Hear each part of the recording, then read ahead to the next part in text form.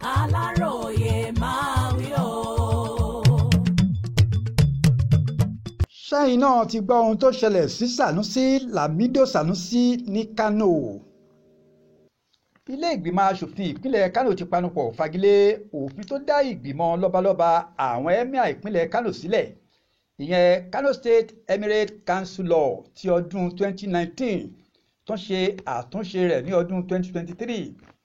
fífagilé òfin yìí wáyé ní ilé ìgbìmọ̀ asòfin ìpínlẹ̀ Kano ní ọjọ́bọ̀ tọ́sídẹ̀ẹ́ ọjọ́ 23 oṣù karùn-ún ọdún 2024 yìí, lẹ́yìn ìjíròrò lẹ́kùnrẹ́rẹ́ láàrin àwọn ọmọ ilé ìgbìmọ̀ asòfin náà nínú ìjókòó ilé níbi tí ẹsẹ̀ gbogbo wọn ti pé wámúwámú lábẹ́ aláṣẹ agbẹnusọ wọn Honorable Ismail G.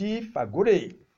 Gẹ́gẹ́ bí a ṣe gbọ́, àbá tó fi ṣe àyípadà òfin náà tí wọ́n fi dá ìgbìmọ̀ àwọn lọ́balọ́ba emirate ìpínlẹ̀ Kano sílẹ̀, tí wọ́n sì tún fi tú ìgbìmọ̀ àwọn emirate ká, ni àwọn ọmọ ilé ìgbìmọ̀ asòfin ọ̀hún fọwọ́ sí lẹ́yìn tí wọ́n ti kà á lẹ́ẹ̀kejì àti lẹ́ẹ̀kẹta.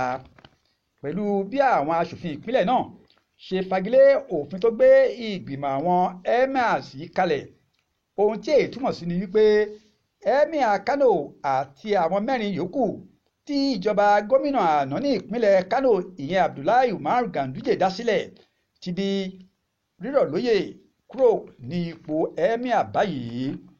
ilé ìgbìmọ̀ asòfin náà wá panupọ̀ pé láti ìsinsìnyí lọ, pínpín ìgbìmọ̀ àwọn ọba aláyé sí ọ̀nà márùn-ún ti di dídá padà sí ọ̀kan ṣoṣo.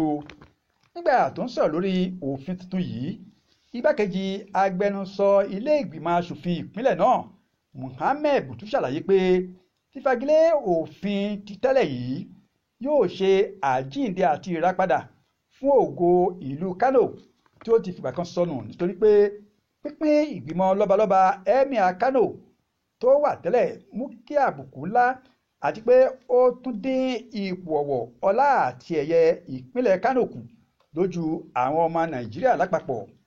Bákan náà ẹ̀wẹ̀, ilé ìgbìmọ̀ asòfin ìpínlẹ̀ Kano yìí kan náà ti wá gba àbá kan wọlé tó fi máa dá àwọn ìgbìmọ̀ àwọn emir onípò kejì sílẹ̀. Tí ẹ kò bá gbàgbé, gómìnà àná ní ìpínlẹ̀ Kano Abdullahi Ganduje, ẹni tí ó jẹ́ alága àpapọ̀ fún ẹgbẹ́ òṣèlú All Progressives Congress báyìí, ló pín ipò ọba emir ìlú Kano sí ọ̀nà márùn-ún tí ó sì yọ Alhaji Muhammed Lamido Sanusi kúrò ní ipò gẹ́gẹ́ bí emir. Ní báyìí, ilé ìgbìmọ̀ asòfin ìpínlẹ̀ Kano ti ró gómìnà Abba Kabir Yusuf lágbára báyìí pé gómìnà nìkan ṣoṣo ló ní agbára láti yan ẹni tó máa wà ní ipò emir ìlú Kano.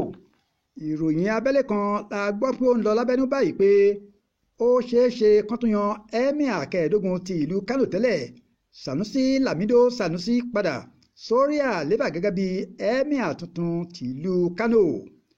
Akin Akínníyì ló ṣàkójọpọ̀ ìròyìn fún iléeṣẹ́ Aláròyé online television.